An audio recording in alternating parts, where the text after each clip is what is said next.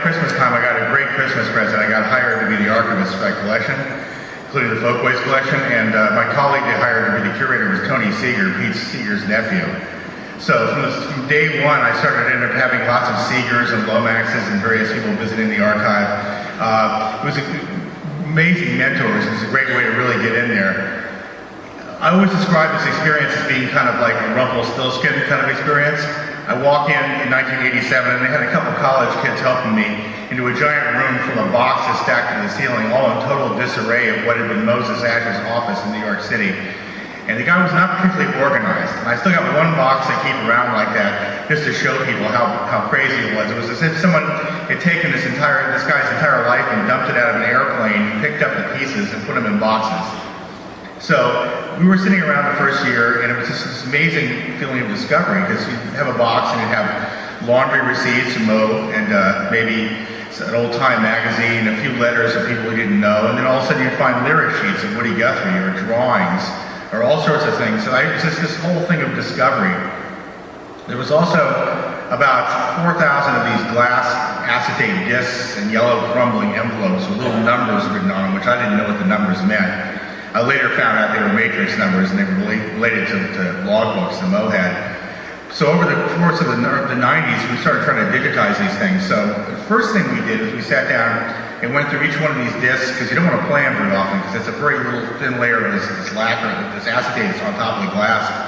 So we just dropped the needle periodically on each disc for maybe a few seconds, and we go, okay, that's Pete Seeger, that's such and such, that's American Indian music. Every so often you go, oh, that's Woody Guthrie. WG, you put it in the list. So gradually over time, we took all the things we identified as Woody Guthrie and digitized them all, and found hundreds and hundreds of Woody Guthrie songs that have been recorded in New York City in the 40s. And there's honestly quite a lot of them that have never been released, and probably shouldn't, because they're like mistakes, or there's a bunch of things that were recorded late after Ed mentioned 1947. There's stuff from like 1949 and stuff where he's obviously showing signs of the disease, and there are things he would have wanted to have out. So through all of this, I got to experience Woody, and the other thing that we found when we got the thing sorted out is there's these hundreds of drawings and lyric sheets and letters. And Woody would, he was this amazing character. He would, there are lyric sheets and letters stuff written on Christmas wrapping paper, typed. Most everything's typed. There's a few handwritten things, but it's typed. But he was extremely prolific, and it struck me that, that he had these incredible periods of creativity, and I don't know if it was connected with the Huntington's, if maybe that was something connected with that disease, but there's these drawings we have in the archive, of which this is one of them. There's probably about 120 of them, and they were all done in the same 3 days in 1946. A lot of them were dated April 25th, 26th, 24th, all. So I was just going through and seeing the things that he had firsthand. I was mentioning this morning, there was another book we found in the middle of Mo Asher's library. You always had to look at everything really carefully, because you never knew what something might be. We found letters inside of the Mo had an interesting set of letters inside of a receipt for an airline trip. But in this case, there was a book, it was a political theory book. It was basically the founding fathers talking about American early history, called Current Thoughts in American History, or something. It was a title like that. And it was on the shelf, and it wasn't, we're looking at the books going, well, this stuff really is related to Folkways, so do we really want to keep it? And I happened to open it up, and on the first page it says, this book was bought with the hard-earned money of Woody Guthrie, and it had a date. It had his Mermaid Avenue address, and it says, if I lose this book, please return it to me. I've only read up to page 51, and I really like this book. So if you look at the book, up to page 51, every line is underlined. And in the margins, it's like, this is like Jefferson and Hamilton and people like this writing. He's debating them, like in his handwriting, all down the margins. So you just got this working with this, that you get this incredible feeling that this guy was just like this. His brain was working in overdrive. This amount of creativity, it was hard to harness it. It was coming out. So over time, I've kind of trying to understand who this guy is. I've kind of come to think, listening to some of his, you listen to some of his recordings where he's playing the radio Woody Guthrie with his country accent, Oklahoma thing. Then you listen to some of these acetates where he's discussing stuff during the little breaks between songs with Mo Ash, and you get the radio Woody going, well, down when I was in Oklahoma, we did all this kind of stuff. And then he's talking about, well, Mo, you know, I really was reading this book the other day, and he says the accent is toned down totally, so is the actor Woody. And I think that really, for him growing up in Oklahoma, he grew up, you know, doing a little bit of checking dates. I realized that he was born in 1912, and in 1903 is when Oklahoma became a state. Before that was Indian territory. Keynote was in Indian territory. So from what I know about my grandfather being in Texas around 1910 and stuff, that was still the Wild West. He was growing up in that kind of environment with traveling tent shows and all that, you know, passing through town. Like people were listening to Will Rogers, the great, you know, sort of cowboy philosopher on the radio. Fiddle contests. There were little kind of country radio stations that people would play like barn dance kind of shows.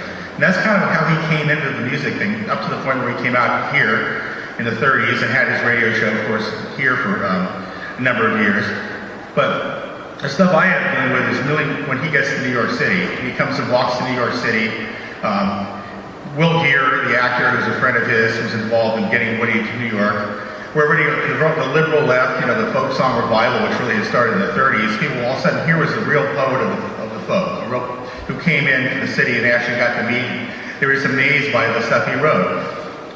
So along to that time, he ended up living in this communal house with a bunch of people like Miller Lampell and Lee Hayes and Pete Seeger and the Hawes brothers and Bess Lomax and people, where they created amazing amounts of material. Woody wrote Bound for Glory there. Lee Hayes says that when the lady came to pick up the manuscript for Bound for Glory, it was about 4 feet high off the ground. That Woody had been typing, and she was the editor and had to like hone it down to a book. He says he was like that every day. He would get up in the morning, read the paper, write 10 songs. It's just constantly creating. Meanwhile, the rest of the house, people were doing sort of the communal household, like they had chores and they were like doing the dishes. Well, Woody couldn't be bothered with that. He was just type, trying to just get the contents of his brain out. So meanwhile, in New York, Moses Ash, who had at that point Ash Records, he had this little record company. He started putting out basically Jewish recordings for a niche market in New York. And then along the lines, he stumbled on Leadbelly. And so he put out a children's record of Leadbelly and got all this sort of negative publicity about how can you put out a record of a convicted murderer for children. But, you know, any publicity is good publicity, and he found himself in the folk music biz. Well, sometime around 1944, Woody Guthrie ambles into Mo's office, sits down, and he says, you know, and I know Mo had to know who Woody Guthrie was because he was part of that whole crowd, but he says, Mo looks at him and he says, I'm Woody Guthrie, and Mo goes, so what? So anyway, they started talking. He was kind of amazed by the intellect of this man. He said he thought this man was really fascinating because he had wild, crazy hair for 1944, and he kind of sat on the floor, refused to use a chair, and when he'd come visit, sometimes if he felt like falling asleep, he would. He was just a total free spirit. He was just fascinated by this guy. At that point, he was putting out he only put out a handful of 78s, which ended up having 6 songs in each one. So, but he was interested in Guthrie. He helped sort of support Guthrie by paying him to record songs.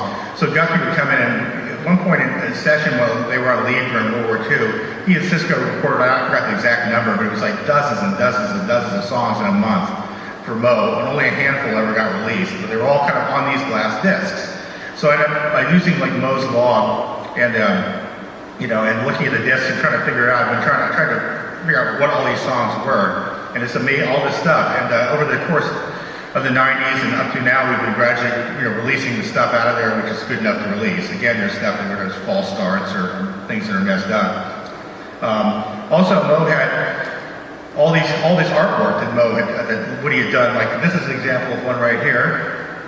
There's this. Recently, what we did is a little bit of a plug here. Bob Centennial, who you just heard from, and myself, as long as I've worked there, I wanted to do a coffee table book using all the images, the lyric sheets, all the scraps of paper, all the things that I've been sort of being fortunate enough to be one of the few people, other than the few people, maybe some people in this room included, who've actually been to the archives and looked at this stuff. Most people have never seen all of this.